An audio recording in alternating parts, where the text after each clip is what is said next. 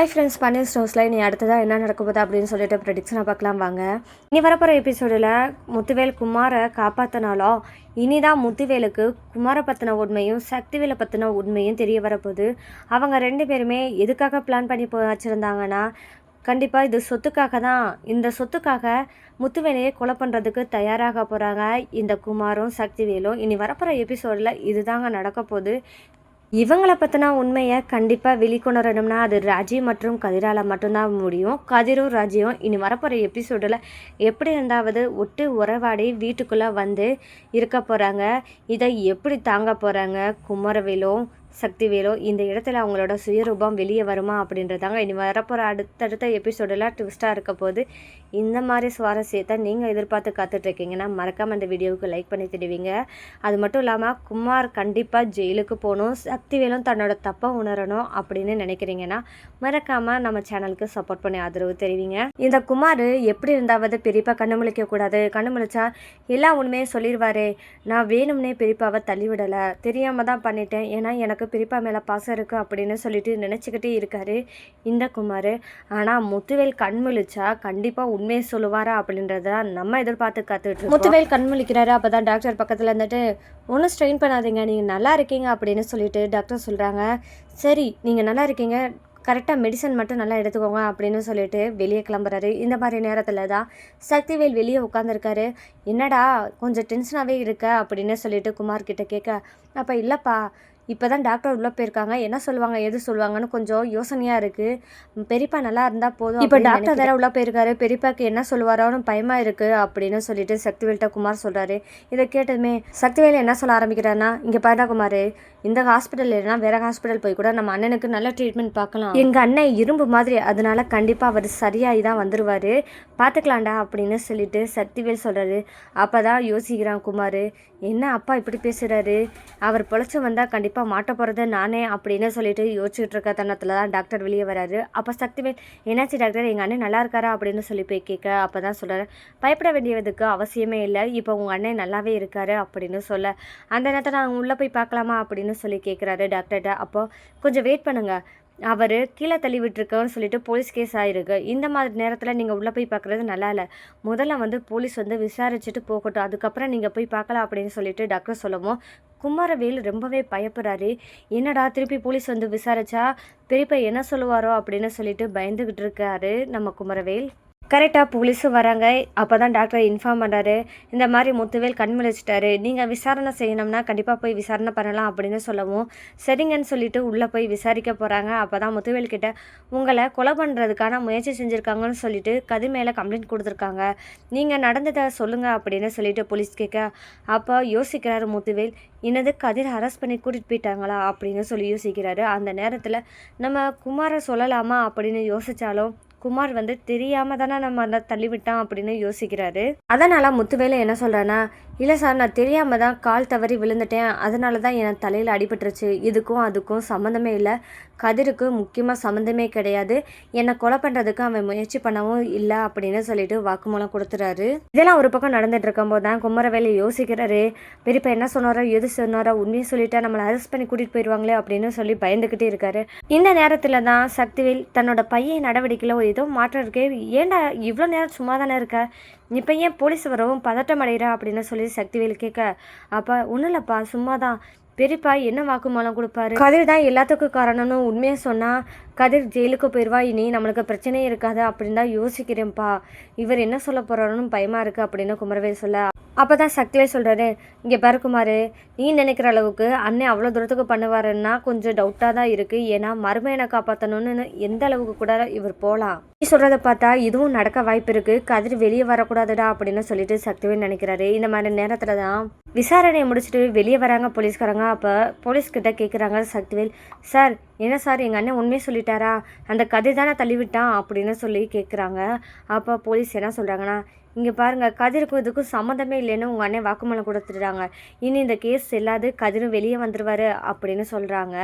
அதை கேட்டதுமே சக்திவேல் என்ன யோசிக்கிறேன்னா, மருமையனை காப்பாற்றுறதுக்காக நீங்கள் எந்த அளவுக்கு போவீங்கன்னு நீங்கள் நிரூபிச்சிட்டீங்க, இனி உங்களை எந்த அளவுக்கு வச்சுக்கிறோமோ அந்த அளவுக்கு வச்சுக்கிறேன் அப்படின்னு யோசிக்கிறார் சக்திவேல்.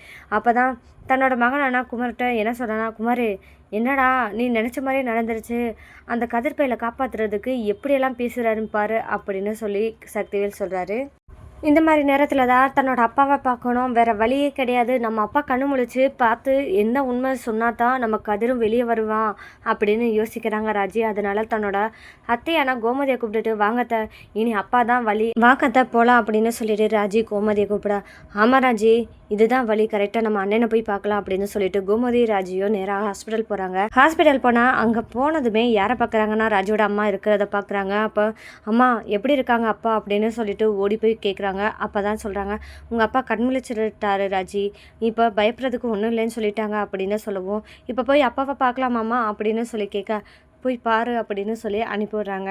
ராஜியும் தன்னோட அப்பா கிட்ட போனதுமே பார்த்து ரொம்பவே அழுகுறாங்க. அப்பா என்னாச்சு உங்களுக்கு, இப்போ நல்லா இருக்கீங்களா அப்படின்னு சொல்லி கேட்க, நான் நல்லா இருக்கேம்மா அப்படின்னு சொல்கிறாங்க.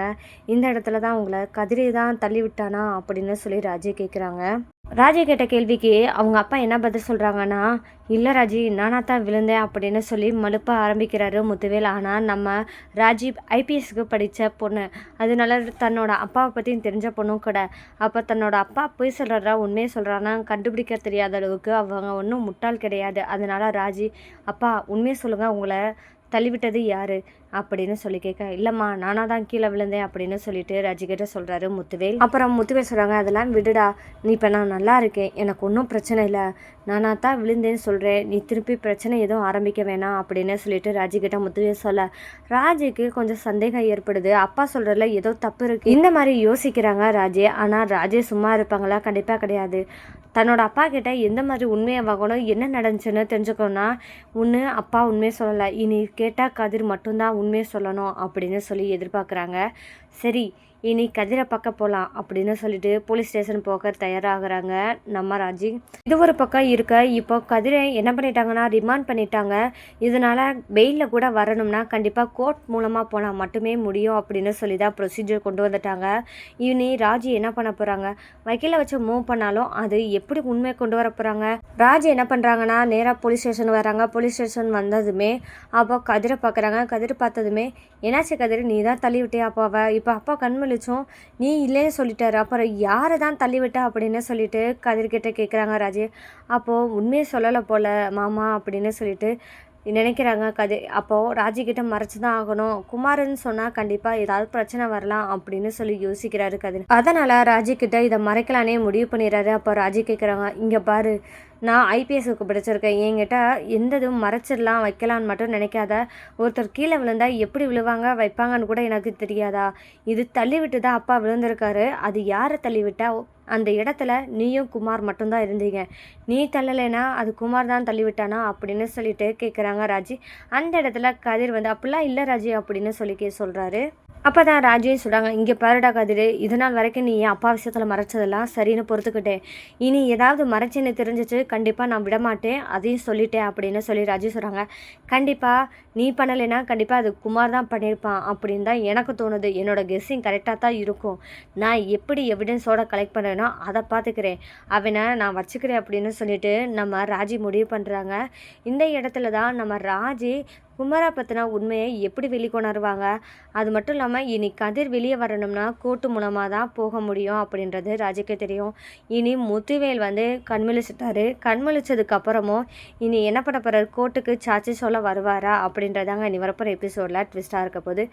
முத்துவேல் ஹாஸ்பிட்டல்லேருந்து ரெக்கவர் ஆகி வீட்டுக்கு கிளம்பி போகிறாரு. ஏன்னா ஹாஸ்பிட்டலில் எந்த பிரச்சனையும் பண்ணக்கூடாது, ஏன் அண்ணன் இப்படி கதிருக்கு சாதகமாக பேசினாரு அப்படின்ற கோவத்தில் இருந்தாலும் தன்னோட அண்ணன் குணமாகி வரட்டும் அப்படின்னு மட்டுமே நினைக்கிறாரு சக்திவேல். இந்த இடத்துல தான் போலீஸ் கிட்ட இருந்து முத்துவேலுக்கு ஒரு செய்தி வர ஆரம்பிக்குது. அது என்னன்னு பார்த்தா, இந்த மாதிரி கோர்ட்டில் உங்களோட கேஸ் தான் ஹியரிங்க்கு வருது, நீங்கள் அங்கே வந்து சாட்சி சொல்ல வேண்டிய கட்டாயத்தில் இருக்கீங்க, அதனால் கண்டிப்பாக நீங்கள் வரணும் அப்படின்னு சொல்கிறாங்க. அப்போது முத்துவேலும் சரி நான் கண்டிப்பாக சாட்சி சொல்ல வரேன் அப்படின்னு முத்துவேல் ஒத்துக்கிறாரு.